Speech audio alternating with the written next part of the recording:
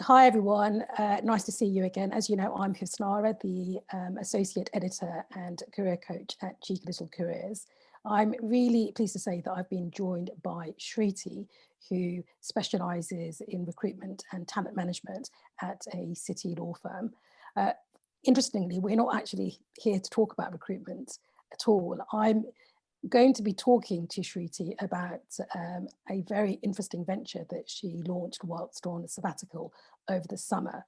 So whilst some of us were sort of mourning our freedom and thinking, when are we going to be able to see our family and friends? Shruti's been busying herself, launching a brand new website for yoga fans. Shruti, how are you? I'm good, thank you, Husnara. How are you? I'm all right. So why don't you let's just go straight in. What is your website all about? It's called Yoga Mapp, correct? It is, yeah, Yoga Mapp. So it's an online platform for yoga teachers to list their independent classes and for yoga students to find a whole host of yoga classes, styles with different teachers at whatever date or time suits them. And how did you get into all of this stuff? Do you do yoga yourself? I do, Husnara. I've been doing yoga pretty much since I was a kid. I'd mimic my mum when just before school every morning she'd be there doing a hatha sequence, and I'd be there kind of mimicking her mimic at the time. And then I started doing it more regularly actually after she passed away. So probably about 10 years. I've been doing it pretty much every week, at least sort of 4 or 5 times a week since then. And yeah, if anyone that knows me in the city knows me as a recruiter first and a yogi second. So, okay. And is it quite an easy exercise to get into? Because when I see some of the moves, I'm slightly blown away by how flexible people are. I know that you don't teach it yourself, but it'll be interesting to hear more about yoga as a sort of form of exercise. Yeah, so the yoga asana is the posture, but yoga really is a kind of way of life. And I'm sure if you speak to any yoga teacher, you know, they will talk to you about how yoga isn't just the postures and just an exercise. It is really a whole holistic way of living. You know, the food you eat and the disciplines you adopt. But in terms of flexibility, I mean, I broke my leg 8 years ago, so I still can't kneel. So it really helps me. So it's a really good way to you know, to rehab actually. And can anyone start at any level and any age, or does it suit people of a certain sort of physique? Yeah, I mean, absolutely. That's the great thing about yoga. There are so many different kinds of yoga, whether you're wanting something to kind of energize yourself or something to relax, and really doesn't matter what, you know, what age you're at, what kind of level of flexibility or physicality you have. Really anyone can do, you know, do yoga. Even just sitting here today, you know, people might say that in itself is yoga when you're in the moment. Depending on what mood I'm in, I might get you to show me a couple of sort of postures or positions. But let's talk a bit about your business now. So it's Yoga Mapp, as we've mentioned. And how did you come up with the concept, and how did you find time for it? Because knowing the number of resourcing people I know, they're busy individuals who seem to work relentless hours and are impossible to get hold of. It's interesting to know that's the view of us, and actually that's probably the inspiration for Yoga Mapp in the first place. I mean, you know, we do have to work quite long hours to get things done. We've been quite a busy firm. You know, the city pre-COVID has been incredibly busy for most, I think. So quite simply, I mean, to be honest with you, a couple of years ago, I was lying on a beach thinking, you know, this is the life. I was on a yoga retreat. I'd go on yoga retreats, or did go on yoga retreats probably 2 or 3 times a year. And in my mind, I was kind of thinking, how could I combine the business skills I've got with recruitment and my passion of yoga? So I remember chatting to a few friends, kind of saying, what do you think about yoga and recruitment, and maybe combining the two? those dear friends also kind of said, well, how are you going to make any money? You know, yoga teachers aren't paid the same as lawyers, let's be honest. And you need a lot of them to be able to make the kind of money that you might do as a headhunter in the city, which is completely fair enough. So I kind of went back to the drawing board, carried on thinking about things, and then lockdown hit. And luckily I was able to do yoga teacher training in January, just before lockdown. Something that I've always wanted to do. With my leg injury as it was, I never thought I would actually be able to. So I was really pleased that it was even just an experience I was able to have. And it was on the yoga retreat that I said to a couple of my now very dear yogi friends that I kind of had this idea popped back up, and they kind of went, oh yes, that's nice, Shruti, you know, yes, sounds great, you know, yoga platform. And then lockdown hit, and all my yoga teachers from around the world, there were probably about 50 of them that I knew, all started taking their classes to Zoom. And all of them were promoting their classes independently on Instagram. And we were just, you know, as with many law firms, we'd just moved and been asked to move our kind of working arrangement to home. So this was back in March. So at that time, started doing yoga with these teachers online through Zoom, and just started sharing their classes on an Instagram account. Got their permission and said, hey, you know, do you mind if I promote your classes? This is what happens. You know, people in my network started booking. Other people that I didn't know would drop me a line and kind of go, oh, hey, this class looks really interesting. How do I book?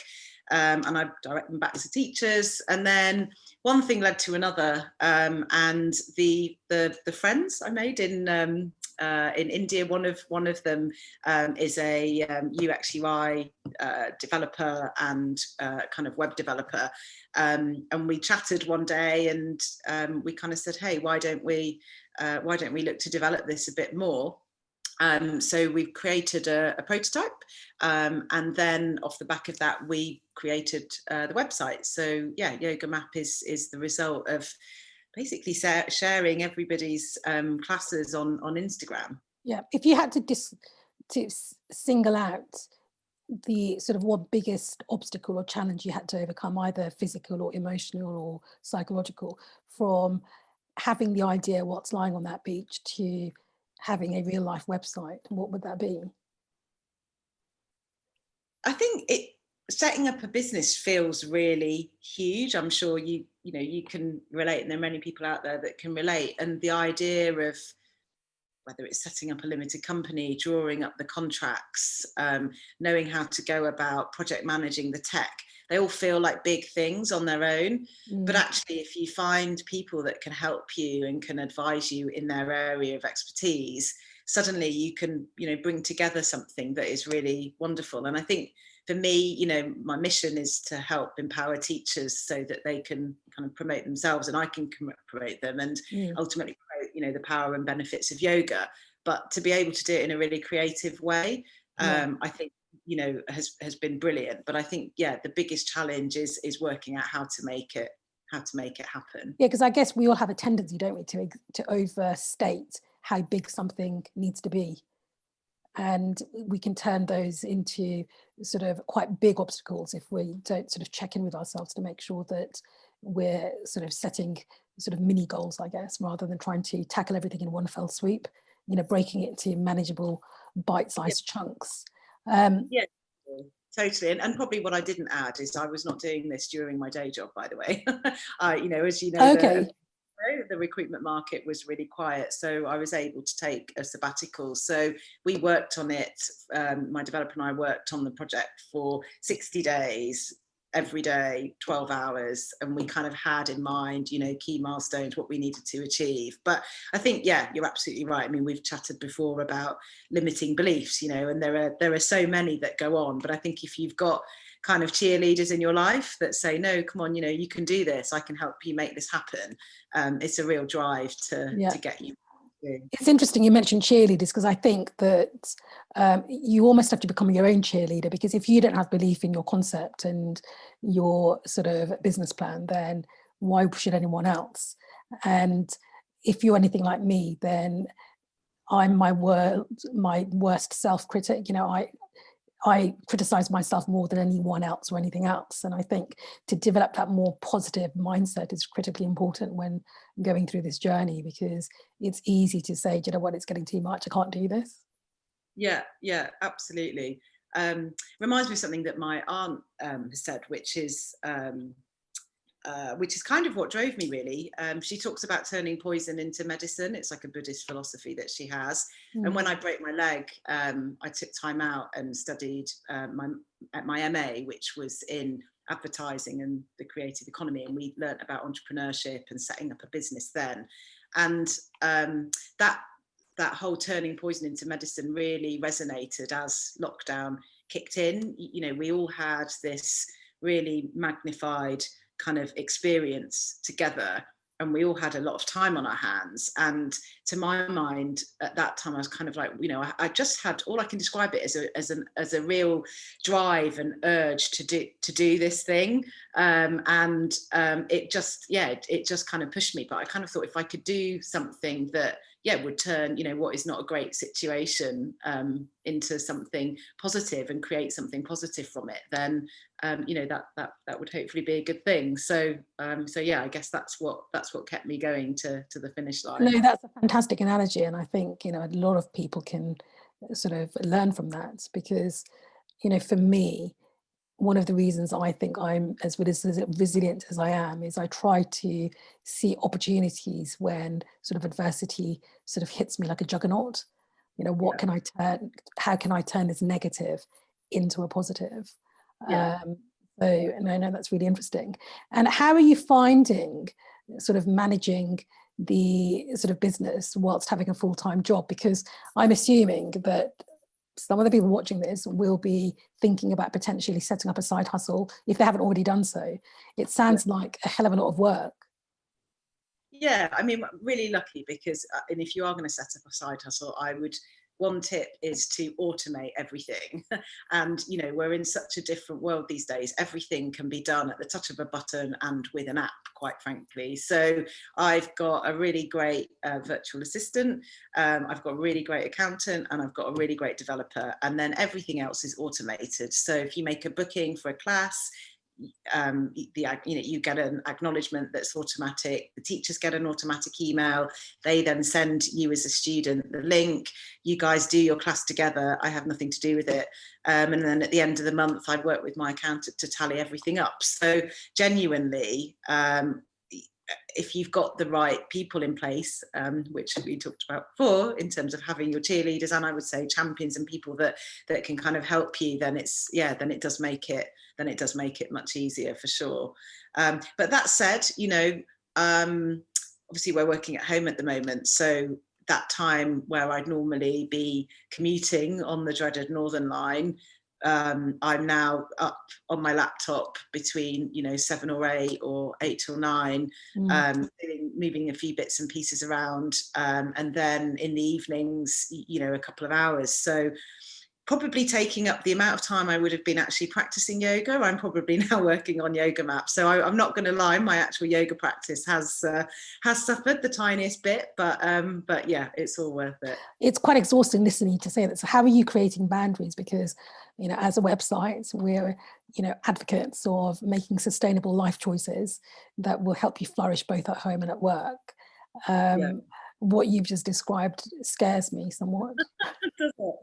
Well, I mean, you know, you probably see my eyes light up when I talk about yoga Mapp. But I was very lucky. I had a business coach a year or so ago who would always say to me, "Shruti, what energizes you? You know, what energizes you?" do. And, you know, I love recruitment. I've been doing it for 15 years. I really love working in the legal industry, and I really love working with lawyers. And actually, it was a really real pleasure to go back to work. But working on Yoga Mapp and every bit of Yoga Mapp just massively energizes me. I'm so excited about everything that I do, and I genuinely believe in, you know, in the whole mission. So to me, it almost doesn't feel like work. It feels like a creative outlet. So I think if you see life that way, then it doesn't feel energizing. But, you know, that said, yeah, I hear you. You know, I do make sure that I sleep well, eat well, walk with friends, and yeah, and I do as much yoga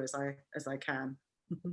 Yeah, no, I agree with you in that, you know, one of the reasons why I've loved helping to launch Cheeky Little Careers is that I really believe in the product.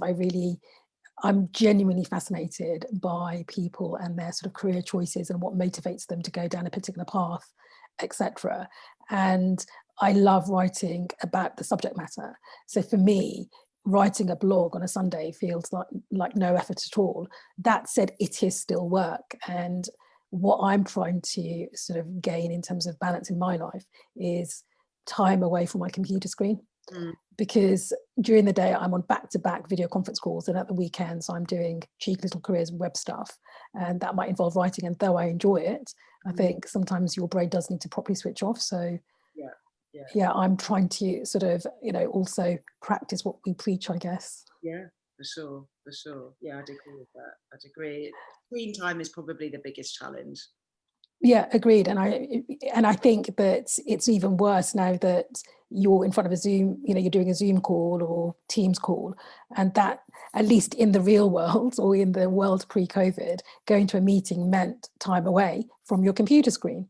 Yeah. So and that's a real challenge, I think, for, you know, anyone who's doing a desk-based job that involves attending lots of meetings. Yeah.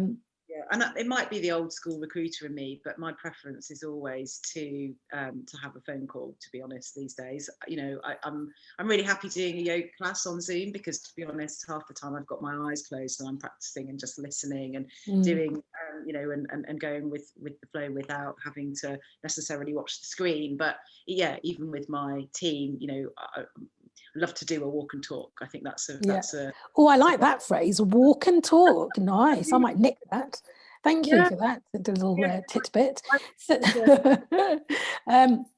Now, look, we've all made career mistakes, or career, you know, when it comes to choosing career pathways and routes that we wanted to travel down and didn't, decided against it and then regretted that decision.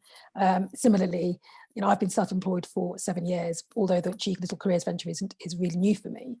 And I've learned lots of lessons on, you know, how not to instantly trust people, getting to know people first, but then also not being too guarded, and, you know, allowing other people into the fold and delegating work to them, so that, and trusting them to do the same job in the same way that you would do. So for me, it's about trusting others to run with the same energy and devotion that I have towards my business. What lessons have you learned, and what would you do differently? You know, I knew you were going to ask me that. Well, of course I was going to. What lessons have I learned? How long have we got, Hasnara? About another 3 minutes. Better make it quick. Well, you've got my turning poison into medicine. So yeah, that's, I think, a good one. I think, you know,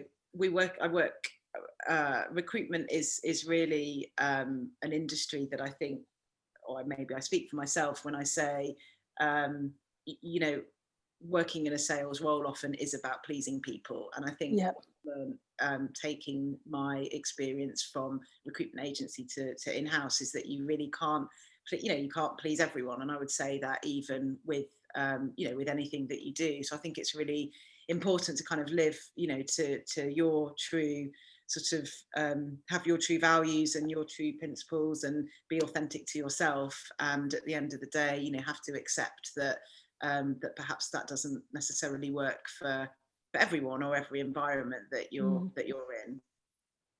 And what advice would you give to someone who's sitting here, having had regrets of, choices they've made about career options, or feeling frustrated and thinking, I want 2021 to be my year for, finding work that is much more closely aligned to my values, or doing stuff that I really enjoy doing, not because I'm just good at it. What would you say to them? Yeah. Do you want a safe answer or something a little bit kind of, not necessarily the norm? Because I want an honest answer, because I think that you've obviously achieved that. You've managed to combine a crazy busy city job with an activity, a business that looks like it's really going places, and that's very closely aligned with your sort of beliefs and value system. So I would say, there's a couple of things I'd say. One is, I would say absolutely trust your gut and your intuition. This is something I've been thinking about, talking to people about for a long time. And I'm really excited to see which direction Yoga Mapp could go in, because there's lots of possibilities. But I would also say that it's really important to kind of, think about, what energizes you and what doesn't. And actually that in itself is quite hard, I think, sometimes to really get to the bottom of that. And it's only when you start doing things that you kind of go, wow, this is coming so naturally to me, that you kind of hit the jackpot in a way. What I was actually going to say as well is that I'm a real fan of kind of visual boards. So I've got a whole host of them. This is going back kind of 5 or 6 years, where I've got a whole stack of magazines.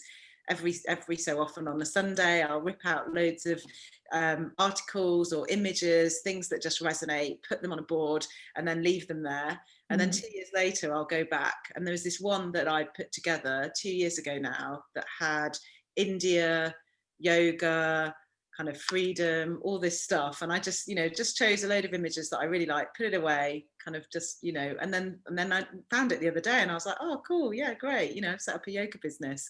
So I kind of think that actually you kind of need to put it out there, whatever it is that you know. No, I agree with you. Thinking about what really energizes you, that's such a powerful word. And then visualization, again, I think is extremely effective. And certainly when I have coaching conversations with people who are thinking about a potential reinvention, trying to visualize what that reinvention is going to look like, for to be absolute tiny sort of minutiae, including where will you be working, how far away from home is that going to be, what are your colleagues going to be like, are you sat in front of a computer, are you out and about. It has that sticking power, I think, that makes you sort of feel more motivated after you've done it. Yeah, absolutely. I think there is a real connection between what's going on personally for someone in personal life as well as the professional, and I think sometimes we forget that. I think it's really important to kind of think about the two in tandem, so if people out there have sort of mentors or people they can speak to, or coaches like you, to kind of help take a step back and really think about things from a wider perspective, I think it's a really good thing. And I'm a huge advocate of doing things in the right order, because a lot of people I speak to who are thinking of changing career direction or setting up a business, etc., they go about it in a bit of a jumbled up fashion, which is fine, but there are certain processes that you need to go through and they need to be done in a particular order. And it's usually that boring, mundane stuff that people try to bypass and launch straight to the sort of creative side of things. And unfortunately, the processy, boring stuff is also necessary to convert that sort of concept or idea into a real life business. Yeah, I think to keep things ticking over, I think the reality of business is is getting the processes, procedures right. And do you think it's possible to convert all hobbies into a livelihood? Oh gosh, well, I don't know if I would call it a livelihood just yet, but it's certainly, a massive passion. I think it is. I think you have to know your sort of your strengths. Be realistic about the market. I mean, the yoga industry is a growing market, it's a booming market. Zoom yoga was a new market that popped up in April. All those things from an entrepreneurial perspective are, a positive thing. So I think, if you're in a market that is growing, that's a real plus. And I think if you have transferable skills that you can use, and that you've almost kind of tried and tested in a safer place, or in a previous career, or in a previous life, then that's a really good market to kind of then have again that sort of intuition to know where things might go. Actually I'd say it is. Okay, so final question, and a quick answer if I may. What's 2021 looking like for you? Any New Year's resolutions? Oh goodness, Hasnara. So many, but in the main, just to be happy, I think, and I'd wish that on anyone and everyone else as well. That's a really nice one after the torrid year we've all had. So no, thank you. Well, Shruti, it was lovely catching up with you, and wishing you all the best of luck with Yoga Mapp. And I look forward to collaborating with you further, because I know that we're going to be hosting a yoga demonstration in the new year. So please do look out for that. Details will be following in due course. Thank you very much for watching. Bye-bye.